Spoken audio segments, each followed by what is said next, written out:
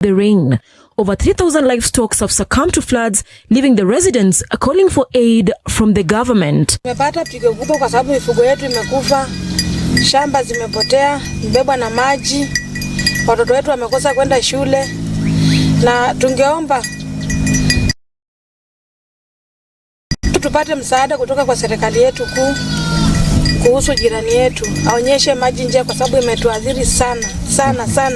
Niko na mbuzi pamoja na kondoo 1,200 na zote imeangamia kupata saa hii, na kijana pia kama hajapanda miti ingekuwa sasa hata na yeye pia alikuwa amehudhurika kifo.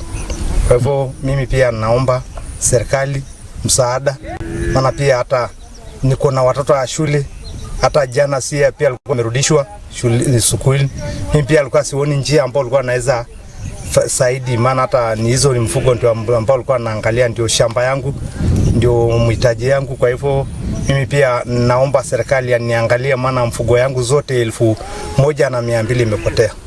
According to residents, this river broke banks and proceeded to consume the livestock, a source of livelihood for the farmers. Sasa tunaomba serikali yetu ya county pamoja na serikali kuu waweze kutusaidia, maana kupitia hizo mifugo ndio huwa tunapata mapato kusomesha, kulisha familia.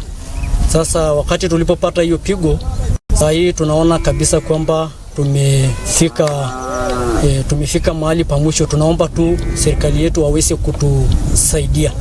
In Nairobi, rains continue to flood roads.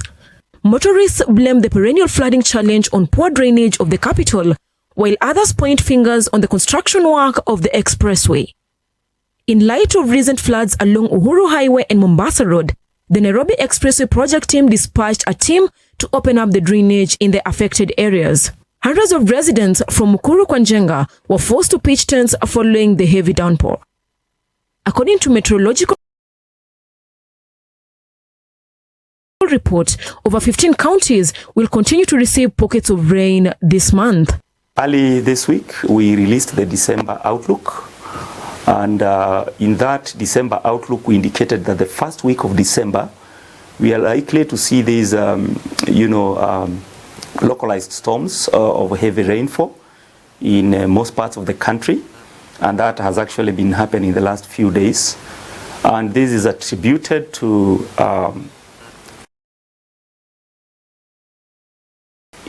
some storms that are developed in the northern parts of the continent, the Horn of Africa, particularly in the northeast parts of Somalia.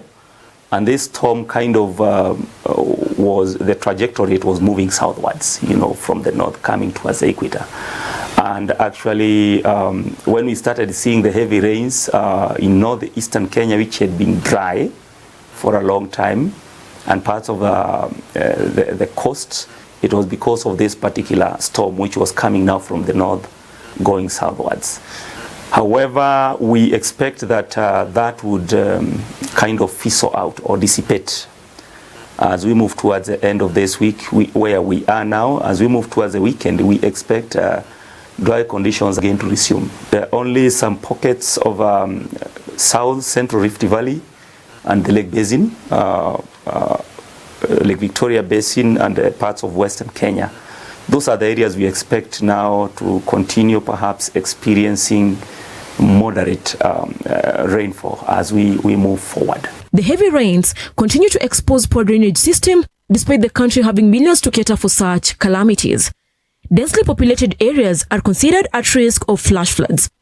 Other parts of the country, including the Western Bloc, the Eastern region and the coastal region, will continue to experience heavy rains. We are likely to see the end of this season in different parts of the country as we go into the second week and the third week of this month, and also into the fourth week. When it rains, it really pours, something that residents in Nairobi are quite familiar with. From traffic snarl-ups to muddy markets and flash floods not only in estates but also along the roads. The situation continues to get worse in areas that have poor sewage systems in the city and across the country. More rain still expected for the next 3 weeks. Cecilia Lubanga, Look Up TV, Nairobi.